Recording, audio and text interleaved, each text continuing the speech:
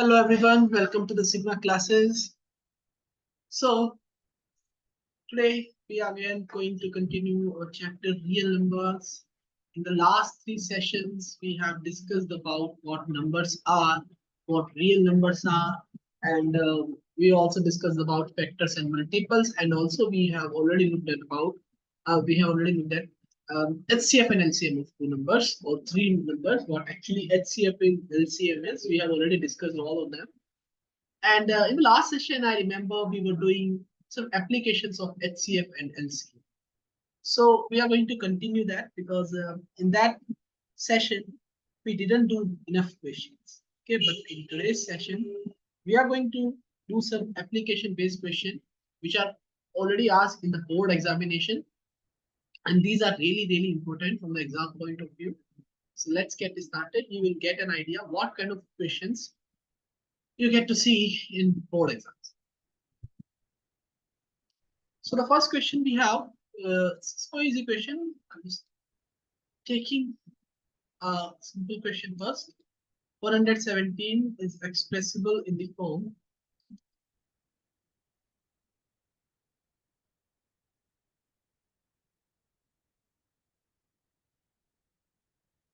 find the value of n.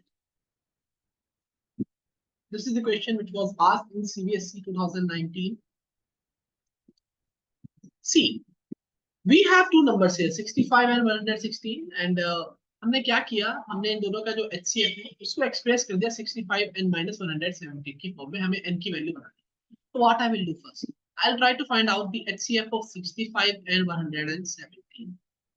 Okay, highest common factor of 65 and 117. That means बड़े से बड़ा number जो दोनों को divide. So let's find out all the factors. 65, 5, 13, 117. It will be divided by 3.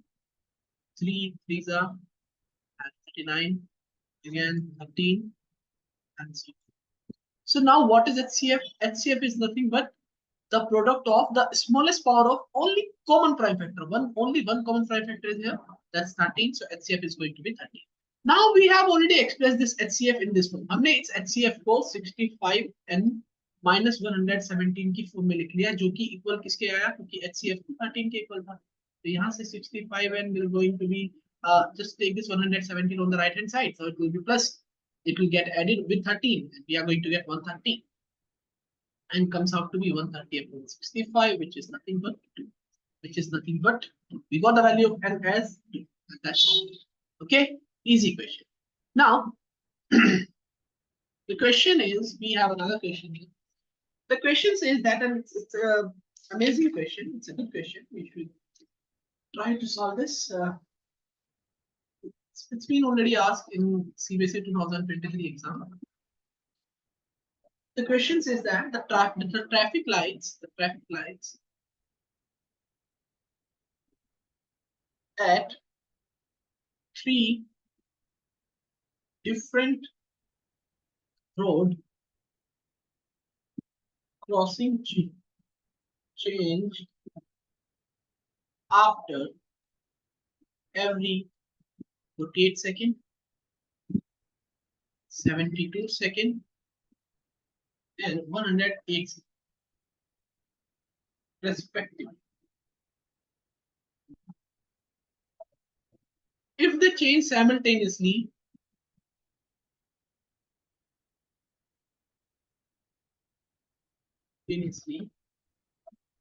at 7 a.m., at what time will they change together? Will they change together next? Will they change together next? The question says that at a traffic signal, we have 3 lights. ठीक है? Suppose 3 लाइटें तीनों अलग अलग colour की है.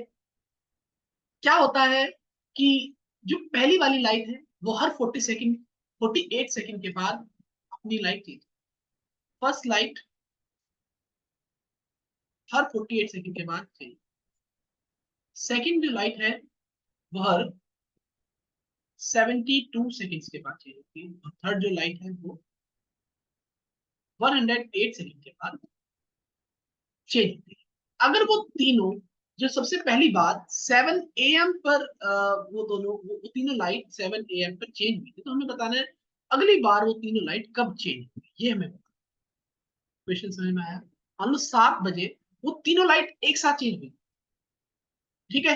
तो अब पहले वाली लाइट को चेंज होने में 48 सेकंड लगेंगे, दूसरी वाली को 72 सेकंड, और तीसरी लाइट को चेंज होने में 108 सेकंड लगेंगे। तो हमें बताना है अब तीनों फिर से दोबारा कब एक साथ चेंज, वो बता। तो देखो मेरी बात ध्यान से सुनो। जैसे कि कुछ क्वेश्चंस है, यहाँ पर यही लाइट की हम बात करते हैं, 48 सेकंड बाद फर्स्ट लाइट चेंज हो जाएगी, लेकिन जो सेकंड लाइट है वो चेंज नहीं होगी, वो तो 72 सेकंड के बाद होगी, और थर्ड लाइट तो 108 के बाद। तो आप यहाँ पर कुछ एक चीज नोटिस कर पा रहे हैं, एक्चुअल में हमें तीनों लाइट की एक कॉमन चीज चाहिए, कॉमन मल्टीपल चाहिए, जो 48, 72 और 108 तीनों से डिवाइड हो जाए, ताकि हम यहाँ पर बता सकें कि कितनी देर बाद हमारी जो लाइट है वो चालू हो जाए। उससे फायदा क्या होगा? सबसे देखो, लीस्ट कॉमन मल्टीपल हम यहाँ पर भी निकालना है, क्योंकि हमें बताना है कि वो अगली बार कब चलेगी। तो 48, 72 और 108 एक ऐसा नंबर हमें बताना होगा, एक ऐसा नंबर हमें बताना होगा जो तीनों से डिवाइड हो जाए, जो तीनों से डिवाइड हो जाए। और ऐसा सबसे छोटा नंबर क्या है? वो है इनका LCM. So we are going to find the LCM of 48, 72 and 108. LCM of 48, let's find out. 2, 24, 2, 12,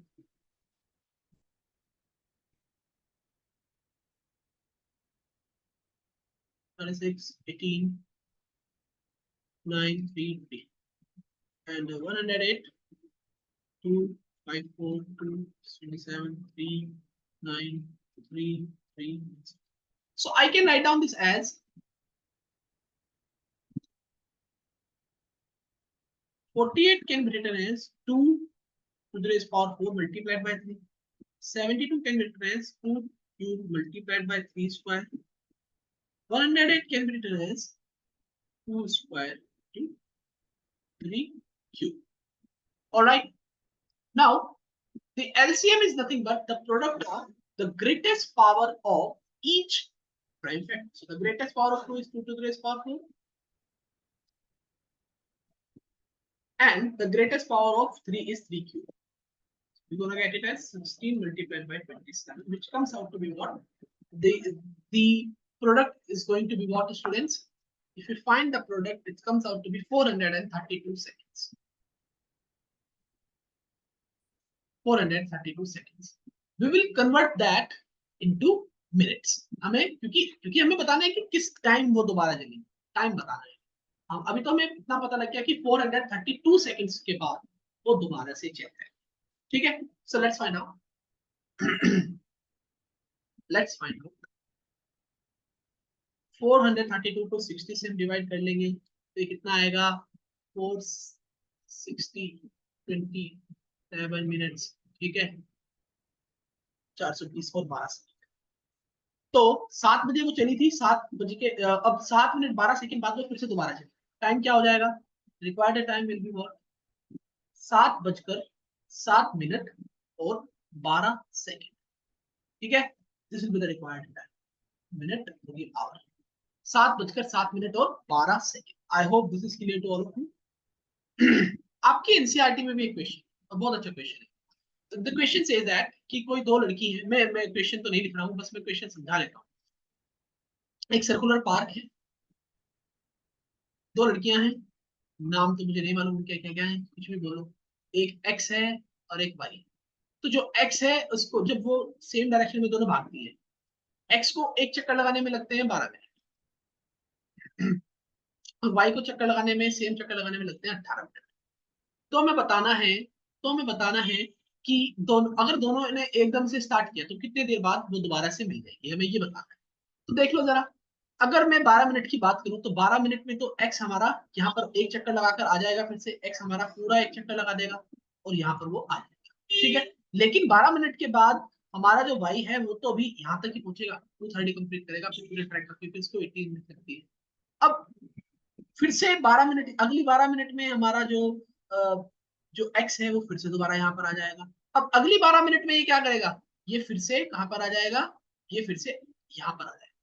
ठीक है, अब अगली 12 मिनट में ये यहाँ पहुंच गया, तो अगली 12 मिनट में ये आधा ट्रैक और कंप्लीट कर लेगा और ये फिर से। तो एक्चुअल में क्या होगा, ये दोनों 36 मिनट्स में मिल जाए, ये दोनों 36 मिनट्स में मिल जाए। This is what, okay. कैसे देखना भाई, 36 मिनट्स, दोनों का एक हमें कॉमन टाइम चाहिए जो 12 से भी डिविजिबल हो जाए और 18 से भी डिविजिबल हो जाए, एक ऐसा कॉमन टाइम चाहिए, है ना। तो LCM we are going to find out, ये तो मैंने अभी कॉमन सेंस से बताया, बट एक्चुअल केस में हम क्या निकालते हैं, एलसीएम निकालते हैं। LCM of 12 and 18 is going to be 36। 36 minutes के बाद ये दोनों मिल जाएंगे, आप करके भी देख सकते हो। देखो 36 मिनट में ये एक्स कितने चक्कर काट लेगा, एक्स की पोजीशन कहां पर होगी 36 मिनट में भाई, 12 मिनट स्टार्टिंग यहां से की, 12 मिनट, पहली 12 मिनट यहाँ पहुंच गया, फिर दूसरी 12 मिनट फिर से यहाँ पहुंच गया, फिर तीसरी 12 मिनट यहाँ पहुंच गया। ठीक है, अब हम जानते हैं जो पहले वाला वाई है उसको 18 मिनट लगती है, तो वाई ने 18 मिनट में फिर से यहाँ पहले 18 और फिर अगली 18 में फिर से यहाँ। देखो 36 मिनट में भी वाई यहाँ पर होगा और एक्स भी हमारा ऑलरेडी यहीं पर था, तो इसीलिए we will find out the LCM here. I hope this is clear to all of you. This was the question which was asked in the NCERT. Okay, इससे अलग भी काफी अच्छे अच्छे क्वेश्चंस हैं, we are going to do that questions.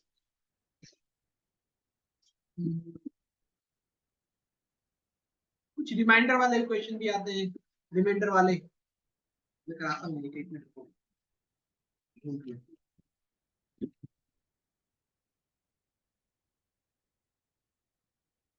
या देखो, it says that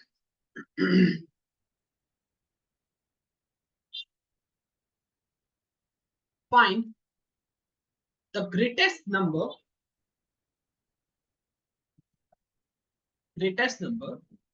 which divides 85 and 72, leaving remainders 1 and 2 respectively. मतलब हमें एक बड़े से बड़ा नंबर बताना है जो 75 और 72 दोनों को डिवाइड कर दे, और डिवाइड करने पर 85 को डिवाइड करने पर जो रिमाइंडर आए वो 1 आए, और 72 को रिमाइंडर डिवाइड करने पर जो रिमाइंडर आए वो 2 आए। तो अब मेरी बात ध्यान से सुनना, रिमाइंडर कब आता है, रिमाइंडर कब आता है, जब हमारा नंबर कंप्लीटली डिविजिबल ना हो, जब हमारा नंबर कंप्लीटली डिविजिबल ना हो। तो अगर मैं रिमाइंडर हटा ही दूं, मैं चाहूं कि रिमाइंडर ना ही होता, तो तब तो हमारा नंबर क्लियरली डिविजिबल हो जाता, है ना। तो मैं क्या करने वाला हूं, मैं निकालूंगा वो नंबर जो कंप्लीटली डिविजिबल हो जाते हैं अगर रिमाइंडर ना हो, numbers which were divisible when there was no remainder. ठीक है, तो पहला नंबर क्या है 85, इसमें अगर हम रिमाइंडर को सब्ट्रैक्ट करते तो हमारे पास वो नंबर आ जाएगा जो एग्जैक्टली डिविजिबल हो जाता ग्रेटेस्ट नंबर से, कोई रिमाइंडर ना। ठीक है 84, और 72 में से हम रिमाइंडर घटा दे 2, दैट विल बी 70। तो एक्चुअल में हमें 84 और 70 जो दोनों को डिवाइड करते बड़े से बड़ा नंबर वो बता, and we all know what it is, HCF, इन दोनों का highest common factor, HCF of 84 and 70 we need to find out. It's very easy. I hope this is clear to all of you. कैसे हम निकाल सकते हैं HCF और LCM। ठीक है, किस केस में हमें HCF निकालना है, किस केस में हमें LCM निकालना है, डिपेंड करेगा क्वेश्चन की लैंग्वेज। ठीक है, आपको समझना होगा क्वेश्चन ने कहा क्या है, उसके अकॉर्डिंग ही आपको एक्ट करना।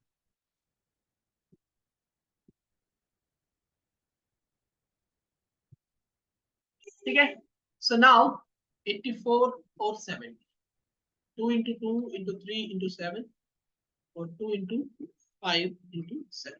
So just find out the common pair only.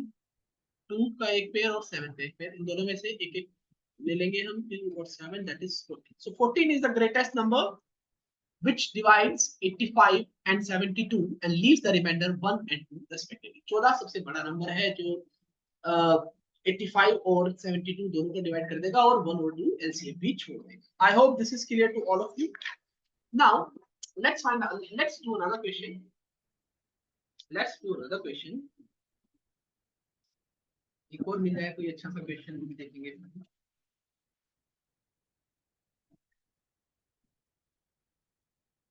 देखो कितना अच्छा, ये 2024 में ही आया, ठीक है, पिछले साल ये क्वेश्चन है, बहुत अच्छा क्वेश्चन है। और ये जिस स्कूल में मैं पढ़ाता हूँ उस स्कूल के रिपोर्ट में भी शायद ये आया था। हाँ शायद आया था ये क्वेश्चन, ये तो प्री बोर्ड में आया था, प्री बोर्ड में ही आया था। हाँ हाँ। खैर देखते हैं। In teachers workshop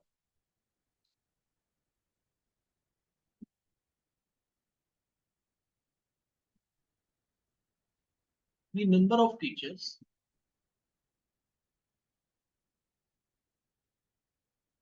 teaching French, Hindi and English are 48, 80 and 144 respectively. Find the minimum number of rooms. Find the minimum number of rooms required if the same number of teachers are seated in each room and all of them are of the same subject. मतलब क्या है question का, दोबारा देखें। देखो किसी teachers की workshop में जो जो लोग फ्रेंच पढ़ाते हैं उनका नंबर है 48। 48 टीचर ऐसे हैं जो फ्रेंच पढ़ाते हैं, 80 टीचर्स ऐसे हैं जो हिंदी पढ़ाते हैं और 144 टीचर्स ऐसे हैं जो इंग्लिश पढ़ाते हैं। तो हमें बताना है कि कम से कम कितने कमरे हमें चाहिए होंगे ताकि same number of teachers can be sit in each room, ताकि हर एक कमरे में सेम नंबर ऑफ टीचर्स बैठ सके और जितने भी टीचर्स एक कमरे में बैठे हों वो सभी एक ही सब्जेक्ट से बिलोंग, ये हमें बताना। तो मिनिमम नंबर ऑफ रूम्स निकालने के लिए हम क्या करेंगे? मिनिमम नंबर ऑफ रूम्स निकालने के लिए पहले हम देखेंगे कि हम एक रूम में कितने टीचर्स बिठा सकते हैं, है ना? हम एक रूम में कितने टीचर्स पर बिठा सकते हैं और minimum minimum number of rooms क्या चाहिए जब हम ज्यादा से ज्यादा टीचर्स एक रूम में बिठा सकते हैं। और एक और बात है कि सभी कमरों के अंदर सेम नंबर ऑफ टीचर्स होने चाहिए। तो एक्चुअल में हमें क्या करना होगा, जो ये तीन नंबर है 48, 80 और 144, तो हमें एक ऐसा नंबर चाहिएगा जो तीनों को डिवाइड करेगा। क्यों? क्योंकि सभी कमरों में हमें इक्वल नंबर ऑफ टीचर्स बिठा, है ना? तो हमें ग्रेटेस्ट नंबर, क्योंकि मिनिमम चाहिए तो बड़े से बड़ा नंबर ऐसा होना चाहिए ना जो तीनों को डिवाइड कर सके। तो एक्चुअल में ऐसा नंबर हम क्या बोलते हैं? HCF. HCF we need HCF of 48, 80 and 154 में चाहिए, ठीक है? Minimum number of teachers which are going to sit in a room निकालने के लिए, ठीक है? कितने टीचर्स एक रूम में बैठेंगे वो निकालने के लिए हमें इनका एचसीएफ चाहिए। 48 को लिख लेता हूँ। 48 को क्या लिखा जाएगा? 2 into two into two, 2 to the 8, 2 into 3, ठीक है? 80 को देखते हैं हम क्या लिख सकते हैं, 8 इंटू 10 यानी 2 इंटू 2 इंटू 2 इंटू 2 इंटू 5, ठीक है? 144 को क्या लिख सकते हैं, 12 इंटू 12 यानी 2 इंटू 2 इंटू 3 इंटू 2 इंटू 2। तो हम निकाल लेते हैं, देखो इनका एचसीएफ। एचसीएफ निकालने के लिए क्या करेंगे, जो भी कॉमन फैक्टर है उनको एक साथ, एक ये 2 का और कोई भी है नहीं, इसके अलावा तो आई थिंक एक और है, 2 का एक और पेयर बना, ठीक है? इसके अलावा और कुछ एक और बन रहा है भाई 2 का, इसके अलावा 3 का बन रहा है नहीं नहीं। तो एचसीएफ क्या आ गया फिर हमारे पास, जितने भी ये कॉमन फैक्टर आए हैं सबके मिलते हैं 2, इस पेयर में से पूरा एक 2, यहाँ से पूरा एक 2, यहाँ से पूरा एक 2, इस वाले पेयर के बारे में बात कर लेते हैं, और एक ये फाइनल ये वाला पेयर, ये वाला होगा। तो एक्चुअल में ये आ गया 6, कितना आ गया 16। तो 16 एक बड़े से बड़ा नंबर है जो तीनों को डिवाइड कर देगा। तो इसका मतलब क्या, हमें ये मालूम हो गया कि एक कमरे में मिनिमम कितने टीचर्स बैठने चाहिए, 16 टीचर्स बैठने चाहिए। ठीक है, एक एक कमरे में कितने टीचर्स बैठने चाहिए, 16 बैठने चाहिए। लेकिन अभी तक हमारे पास नंबर ऑफ रूम्स नहीं है। नंबर ऑफ रूम्स कैसे आएंगे, अब देखो, फ्रेंच 58, हिंदी 80, इंग्लिश 144। हमें ये कहा गया है कि हर एक कमरे में सेम नंबर ऑफ टीचर्स बैठेंगे और सेम सब्जेक्ट के होने चाहिए। तो फ्रेंच वालों के लिए कितने कमरे चाहिए होंगे भाई, टोटल कितने आदमी हैं 48, और हर एक कमरे में कितने बैठेंगे 16। तो बताओ कितने कमरे चाहिए होंगे, number of rooms for French. अब जितने फॉर फ्रेंच, अब जितने भी टीचर्स हैं उसको डिवाइड कर दो कि एक रूम में कितने बैठने वाले हैं, 16 बैठने वाले हैं। तो 3 कमरे तो चाहिए फ्रेंच वालों के लिए। Number of rooms for Hindi, Hindi वाले कितने हैं, 80 हैं। तो एक कमरे में 16 बैठेंगे तो कितने कमरे चाहिए टोटल, 5 कमरे चाहिए हिंदी वालों के लिए। और इंग्लिश वाले के लिए कितने हैं, 144। तो number of rooms required for English teachers, but just mind my writing, बहुत गंदी राइटिंग है, इसको देख लेना अपना। 144.16 which comes out to be at 9। तो टोटल रूम्स कितने हो जाएंगे, total rooms required, total rooms जितने फ्रेंच वालों के लिए चाहिए प्लस कितने हिंदी वालों के लिए चाहिए प्लस इंग्लिश वालों के लिए चाहिए, 17 rooms are required, that will be the final answer. ठीक है, काफी अच्छा क्वेश्चन था ये। I hope this is clear to all of you. बहुत अच्छा क्वेश्चन था, अगर नहीं आता समझ में कमेंट बॉक्स में लिख दीजिएगा, दोबारा से समझा देंगे। ठीक है, या फिर दोबारा देख लेना वीडियो, समझ में आ जाएगा। अब हम एक और क्वेश्चन कर लेते हैं आज, फिर हम कुछ नया करेंगे, है ना। क्या कराऊं, चलो एक होट्स करा देते हैं, ठीक है, एक एक होट्स करा देते हैं हम। द क्वेश्चन से दैट होट्स मतलब हायर ऑर्डर थिंकिंग स्किल। काफी लेंथी क्वेश्चन है यार, चलो लिख लेते हैं। 105 डोंकी, 5 गधे, 140 cows and 175 goats have to be taken. Oh, sorry. There is only one boat. ओहो, ये बोट वाली पहेली हमने बचपन में बहुत पूछी है, उनमें भी मैथ ही लगता था, बट तब उतनी नॉलेज नहीं थी हमें। which will have to make many trips in order to reach it. The lazy boatman has his own condition for transporting them. He insists that he will take the same number of animals in every trip, and they have to be of the same kind. He will naturally like to take the largest possible number of animals each time. How many times animal went in each trip? चलो देखो, ये भी ऐसा ही है, मैं सीधा सीधा बता देता हूँ, जब लिखूंगा तो काफी लेंथी क्वेश्चन हो जाएगा यार, कहाँ तक लिखूंगा मैं। खैर ध्यान से देखना। द क्वेश्चन से दैट कि कितने टंकी है, 105, 105, कितनी काउज हैं 140, और कितनी बकरियां हैं 175। देखो, इन सभी डंकी काउज और गोट्स को एक नदी के पार कराना है, तो जो बोटमैन है उसके पास सिर्फ एक ही बोट है। अब उसकी शर्त यह है कि वो कैसे पार कराएगा, वो कैसे पार कराएगा, कम से कम ट्रिप लगनी चाहिए भाई। वो चाहता है कि कम से कम ट्रिप लगे, कम से कम हम नदी से उधर एक किनारे से दूसरे किनारे पर जाएं कम से कम बार, और हर बार ज्यादा से ज्यादा जानवरों को वो लेकर के जाए। ठीक है, ज्यादा से ज्यादा। और एक और शर्त उसने रखी है कि जितने भी जानवर होंगे वो सब एक ही टाइप के, या तो सारे गधे गधे होंगे, या फिर सारी गायें होंगी, या फिर सारे बकरी। ऐसा नहीं है कि कुछ मिक्स मिक्स करके नहीं। तो सेम क्वेश्चन है पिछले, सेम क्वेश्चन है पिछले वाला। अब हमें मिनिमम नंबर ऑफ ट्रिप चाहिए, तो हमें बताना होगा number of animals which will go in one trip, that is nothing but the HCF, जो बड़े से बड़ा नंबर जो तीनों को डिवाइड करते हैं, number of animals in one trip which are going to cover the which are going to cross the river in one trip. That is nothing but the HCF of 105, 140, and 170. ठीक है, we will find out the HCF 105 का मैं prime factorisation लिख लेता हूँ, that is going to be 15, 7 तो 357। ये prime factorisation हो गया 105 का, 140 का 20 into 7 20 यानी 2 into 2 into 5 to 7. तो 4 हाँ ठीक है. अब 175 का क्या होगा? 25 और 25 and 150 7. So 7 5 into 5 into 7. That will be the prime factorization of 175.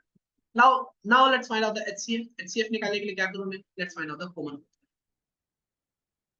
5 का एक पेयर पूरा बन रहा है, 7 का एक pair. So the HCF we got it as 30. तो एक बार में कितने एनिमल जा सकते हैं? Their HCF which is nothing but 30. एक बार में 35 एनिमल जा सकते हैं. तो डंकी के लिए नंबर ऑफ ट्रिप्स कितनी हो जाएंगी? Number of trips for donkey के लिए देखो 105 गधे हैं और एक बार में 35 जाएंगे, तो कितना आ गया? 3 ट्रिप्स लगेंगी इसके लिए. काउस के लिए कितनी नंबर ऑफ ट्रिप्स लगेंगी? 140 काउ हैं और एक बार में 35 जा रही है, कितनी आ गई? 4 ट्रिप्स आ गई काउस के लिए. और number of trips for goats कितनी आ गई? टोटल कितनी गोट्स हैं? 175 एक बार में जा रही है, 35 and that comes out to 5. So total number of trips कितनी हो गई? टोटल नंबर ऑफ ट्रिप्स कितनी हो गई? 3 plus 4 plus 5, that means 12 trips. 12 trips लगेंगी टोटल, ताकि जो बोटमैन है वो उन सभी जानवरों को रिवर को क्रॉस करा सके.